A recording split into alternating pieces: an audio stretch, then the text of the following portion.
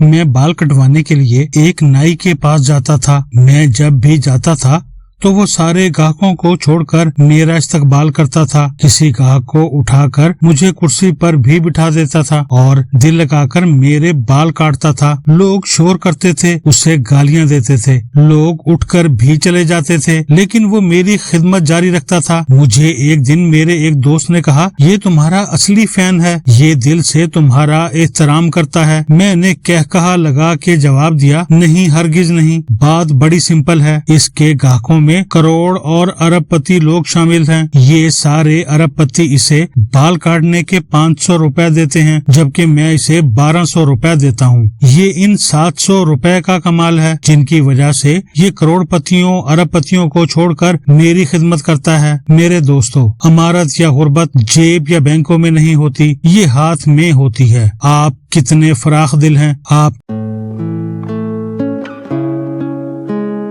की अमारत का फैसला आपकी ये फराख दिली करती है। मुझसे एक दिन एक नौजवान ने कहा, सर मैं अमीर बनना चाहता हूँ। हम उस दिन एक छोटे से चाय खाने में चाय पी रहे थे। मैंने उस नौजवान से कहा कि ये भी कोई मुश्किल काम है, दुनिया में सबसे आसान काम अमीर बनना होता है। मैं तुम्हें यहाँ बैठे बैठे अमीर बना सकता हूँ। नौजवान ने पूछा, सर कैसे? मैंने कहा, लो अभी देखो, तुम्हारी जेब में सबसे बड़ा नोट कौन सा है? उसने जेब में हाथ डाला। उसकी जेब में हजार रुपए के 3 नोट थे। मैंने उनमें से 2 नोट अलग किए, वेटर को इशारा किया और दोनों नोट उसे देकर कहा, ये मेरे इस दोस्त की तरफ से तुम्हारे लिए टिप है। वेटर ने हैरत से हजार के नोटों को देखा और फिर ममनूनियत से उस नौजवान की तरफ देखने लगा। ये वेटर की जिंदगी की सबसे बड़ी टिप थी। उसने दोनों हाथ माथे पर रखे और जरा सा झुककर कहा, आपका बहुत बहुत शुक्रिया सेठ साहब। वेटर चला गया। मैंने उसके बाद नौजवान से कहा कि देख लो, तुम अगर पूरी जिंदगी भी मेहनत करते रहते तो भी तुम सेठ नहीं बन सकते थे, लेकिन मैंने तुम्हें बैठे बैठे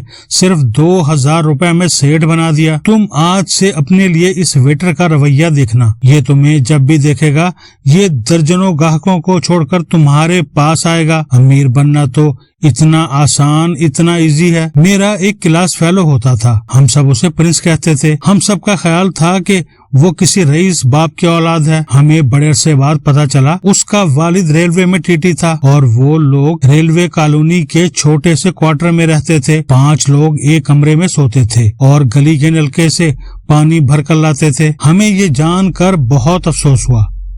क्यों हुआ? क्योंकि हमने उसे हमेशा शहजादों की तरह देखा था। शर्ट कल्फ लगी हुई होती थी और उसके साथ कीमती कफलिंग्स होते थे। पतलून भी साफ सुथरी इस्त्री शुदा होती थी। कोट ड्राई क्लीन और महकता हुआ होता था और जूते पॉलिश और चमकते हुए होते थे। उसका हुलिया रईसों जैसा था। उसने किसी जगह से मर्सिडीज गाड़ी की एक चाबी भी ले ली थी। वो रिक्शे पर जाता था लेकिन मेज पर मर्सिडीज गाड़ी की चाबी रख देता था। चुनाचे दुनिया उसे प्रिंस समझती थी। हम क्या हैं, इसका फैसला हमारा हुलिया, हमारे कपड़े, हमारे जूते करते हैं या फिर वो फराख दिली करती है जो हम वेटर्स, नाइयों और बूट पॉलिश करने वालों के साथ करते हैं। मैं अक्सर अपने बिजनेस सेशन में लोगों से अर्ज करता हूँ कि 3 चीजें आपकी पहचान होती हैं, कपड़े और जूते, गाड़ी और आपका ऑफिशियल एड्रेस। अगर आपके दफ्तर की लोकेशन अमीर नहीं है तो फिर आप कितने ही अमीर क्यों ना हो, दुनिया आपको अमीर नहीं मानेगी। अगर आपकी गाड़ी अच्छी नहीं है तो भी आप कितने ही अमीर हों, लोग आपको अमीर नहीं कहेंगे। और आप अगर कपड़े और जूते पहनने की तमीज नहीं रखते